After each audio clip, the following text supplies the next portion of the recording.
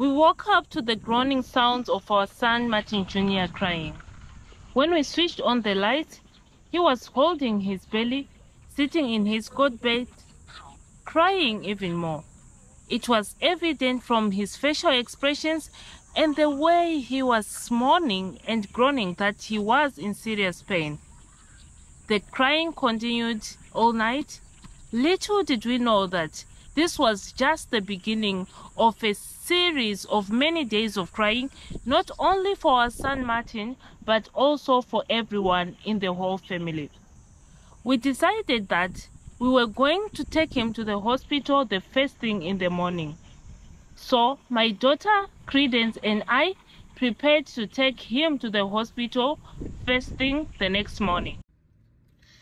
Hi everyone, this is Credence talking. So we're heading to the hospital right now. My brother is not feeling very well. Some days passed and he's not getting any better. So we're going to the hospital. So you guys, please help calm my mom. And please help us pray. We'll tell you everything and show you everything in the hospital when we get there. We'll get there very, very soon. My mom is freaking out. Please help her calm down. I wanted Credence to come with me to the hospital so that she would help me with the translating and interpreting.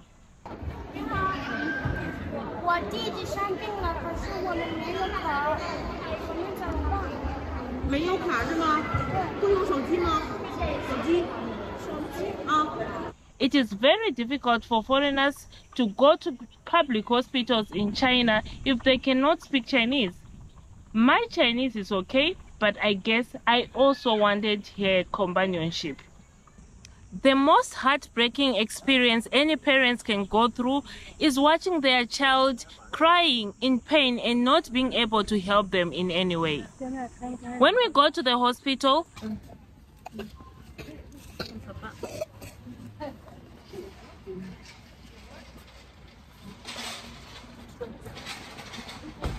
everything looked stable. Our son was walking and I thought that things were going on well. There is a fact that we cannot run away from. The fact that Chinese hospitals are very big. So if you don't know your way around, then it will be really difficult for you.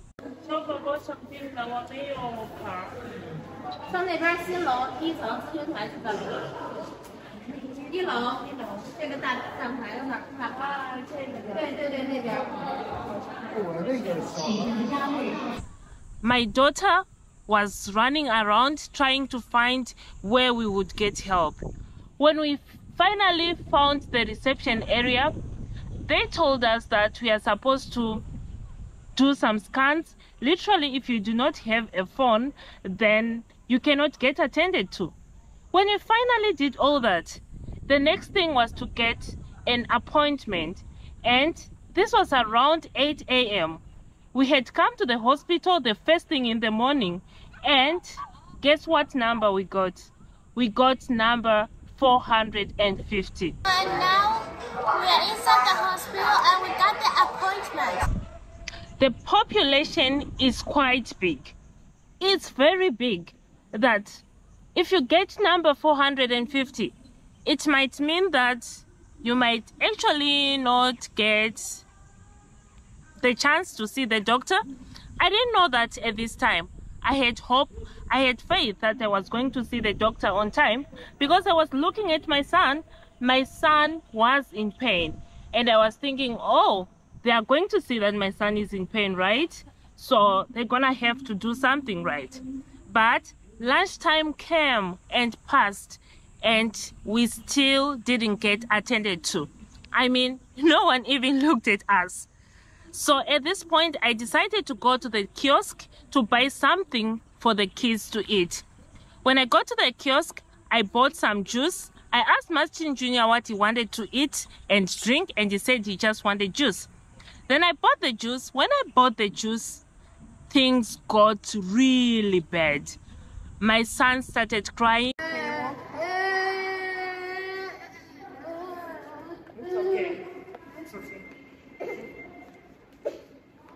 He said his tummy ache was getting even more serious. Martin had been complaining of stomach ache for some days, but at first we thought that it was something minor. We actually went to the local pharmacy and we bought some medicine, but it didn't improve at all. So when I looked at him, at this point I saw that my son was not faking it. Besides, he was just almost 3 years old. How could he fake being in so much pain? The ladies in the kiosk were just looking at me. I tried to manage my baby and I went out of the kiosk. The nurses were passing. They were just looking at me. They didn't help in any way. At this time, my son was now on the floor rolling.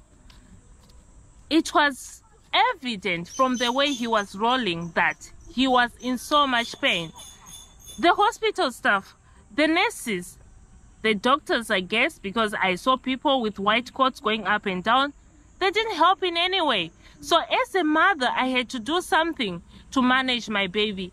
I tried to massage his belly, and then I lifted him across the whole hospital to kind of get some attention. At this point, I could not film anymore because I was in panic mode. I finally got the attention and the nurses kind of stabilized my son. Then we were given the chance to see the doctor. But at this time, it was already around 4 p.m. The doctor just made some random checks on him, just asking those questions like, when did he start? How is he behaving? How is he feeling? Is he sleeping? Is he crying? Things like that. Then he suggested for us to go do some tests. Open your mouth. Open your mouth, Papa. Wow.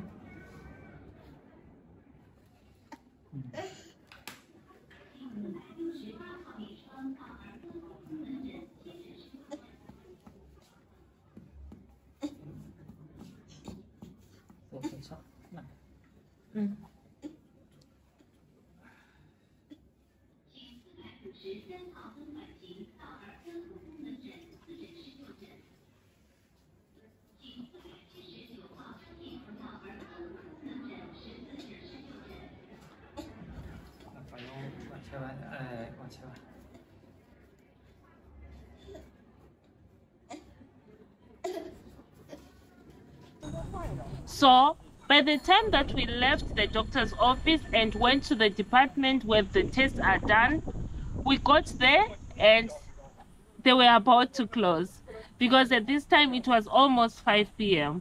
and already there was a queue in that department as well. Like I mentioned before, the queues are really long.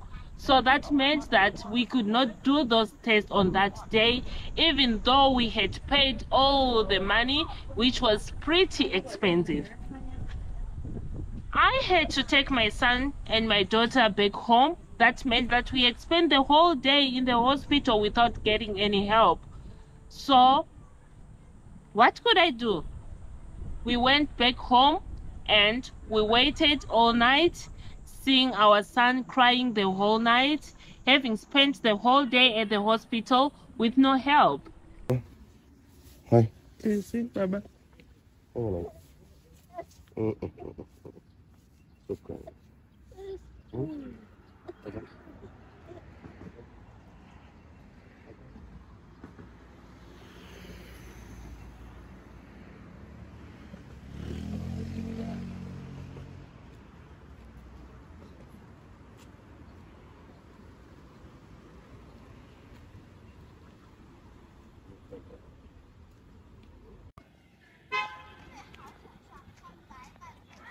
We have an elderly lady whom we stay with.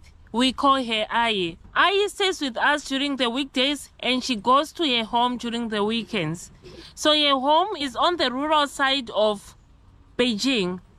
So on the second day, upon seeing that Martin had not slept at all, he was crying and he was in pain the whole day, she suggested that it was better for us to go to the local clinic in her village, like the village clinic.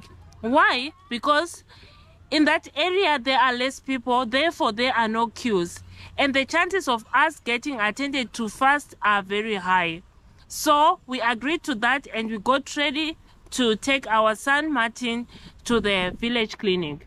At this point, I was going to come with us, and we were going to meet her husband in the village clinic. When we got to the village clinic, we were given a very warm welcome. But upon observing the child, the doctor said that his temperature was too high and his heartbeat was beating too fast, and the clinic was incapacitated, so they could not do anything to help our son. They suggested that we go back to the main hospital to do some tests and some x-rays, then we could come back. At this point, I decided that I wasn't going back to that hospital that I had gone the first day, mainly because I was really frustrated at the fact that I spent the whole day there and my son didn't get any help. So instead, we found another hospital which was a little bit near to that clinic, where we did the tests that the doctor at the clinic. You guys, we have been referred back to the main hospital, so that's where we are going back. We are heading back now. They say they do not have the facilities that we need here, so we have to go back. If there is anything that is really hard, is getting sick in China, because it's very expensive to find medication. Medical attention is very, very expensive. So we are heading back to the main hospital now. We will see and figure out how it goes. We'll be letting you guys know. Papa, how are you feeling now? How are you, Papa? Say hello. On the morning of 6th June, Martin was so sick. Instead of us celebrating his birthday, we were busy trying to figure out what to do. At this point, I realized that my son was sick. And at this point, I was breaking down and I was freaking out. I asked Ai to come with me again to the main hospital. This time, I was ready to pay any kind of money, whatever it would take to save my son, because he was in so much pain. I was crying the whole way. I was looking at me. I could see that she was touched, but there was really nothing that she could do. She called her husband. Her husband joined us at the hospital. He was doing all the running around. He was doing all the paperwork. He did literally everything like he was doing for his son. We saw a different doctor from the doctor that we had seen the previous day, and this doctor suggested that we do further tests. And the tests were done. Then we had to wait for the results. When the results were delivered, the doctor was speaking specifically to Ai, and I was there listening. I could understand everything that she was saying perfectly well, but she wasn't referring to me. So I felt a little bit relaxed before I had her diagnosis. At this point, I was trying to pretend as though everything was okay, but with the little Chinese that I know, I could see that nothing was okay. The doctor said that the scans had detected something in my son's belly. The doctor said this thing didn't look like a growth. It didn't look like flesh. It looked like a foreign object. A foreign object like a rubber ball. And the doctor was asking, how did a rubber ball end up in the boy's tummy? They did further tests to check if it was possible that he had probably swallowed one of his toys, but when the results came, they showed that it was impossible for him to have swallowed that rubber thing that was detected in the tummy without getting choked. So the possibility of him having swallowed it was 0. At this point, I broke down. They said the only thing to do was for him to go for a surgery. And they said an exorbitant amount of money that only God knew where we would get such kind of money. So, you know, having to see your child going through so much pain is not something that I would wish on anyone. I would say this month has been the toughest. It has been a very trying time. You know, seeing your child lying on the bed, not eating anything, not being able to breathe, not playing like, you know, he likes so much. He wants to play with his toys. He likes running around with his sisters, but just to see him there on the bed, gasping for air because the thing was in his tummy, and for him to breathe, it was becoming more and more difficult as each day passed on. So we became so desperate because the doctors were saying without money, they could not do the operation. Yeah. And they were saying so many things. They were saying that if we delay, he was gonna get worse because the thing was in his tummy and was blocking, the flow of fluids into the intestines, and if the situation wasn't rectified sooner, it was gonna ruin his whole digestive system and he was gonna die. That's what they were saying. So we needed money fast. We needed money, and we didn't have the money. All we had was some few dollars. It wasn't enough for the operation. We had gadgets, and we had to sell some of them.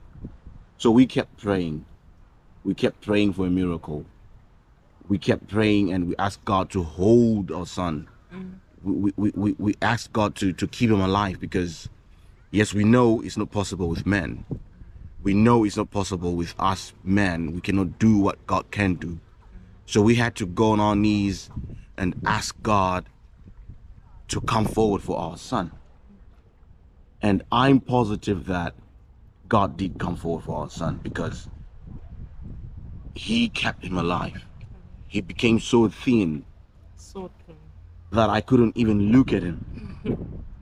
We had to take him to the hospital each and every day to get those fluids, because he could not eat anymore. If we were to force food on him, he would vomit. He couldn't take food because his tummy would swell and he would start groaning and gasping for air. So we had to take him to the hospital. Imagine you're trying to get money for the operation and you have to use money again to take him to the hospital, because in China, without money, you don't get any service. Money first. It's money first, then your life comes later. Your life comes later after that. So I am grateful to God, because I'm so grateful to God because he held our son. He gave him life when we thought this was the end. And we got money. Friends and family came through. The money came and we booked for the operation. And today, as I'm speaking, the boy is okay.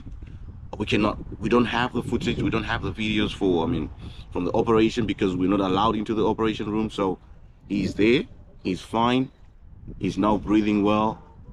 It's like he didn't go through all this, you know. And to think that he's already looking fine. Yeah, so within just 24 hours of the surgery. So even the doctors cannot even explain like how, the speed at which he's recovering. So I see the hand of God. I see God came through. Amen. So in every situation, I have learned that we have to pray. We have to call God, even though we have technology around us, even though sometimes you might have money. It's not always about money. Yeah, it's not. It's not It's about not. the things that you have. It's not about the material things that you have. It's about God. Because right now the doctors, we have made friends at the hospital. Some of them are asking, because they would see us walk around up and down praying. So they want to know, What were you doing? what were you doing? What's that? What does that mean? So when we tell them we were praying to God, they kind of understand, like, oh, really? Because what they were explaining to us, the things they were saying were going to happen to our boy didn't happen. Nothing just happened. It's like the complications stopped. I mean, the infection they're expecting to see in the intestines didn't come. So they're asking how did that happen? And we just say, it's God. Amen. And it is God. Amen. We're grateful to God. Our boy is okay. We're grateful. We're thankful. Everybody who contributed, who Thank you came so up with the money to much. help us. Thank you. Thank you so much, and may God bless you. God bless you. Thank you so much. And the procedure was? The procedure they call, they say it's a keyhole surgery. Like they just had to open up a little hole on his belly button. Is it above or below? Umbilical. Yeah. And they say they performed laparotomy. Yes. And they had to put in this huge tube with a camera and something to suck out the thing. It wasn't so painful, and it takes shorter time for him to recover, unlike if they had done an invasive operation. Yes. Yeah, so we're really grateful, and thank you so much for your prayers. Thank you so much for the help. Thank you, everyone. May the Lord May the Lord bless richly you. bless you. Amen. Amen.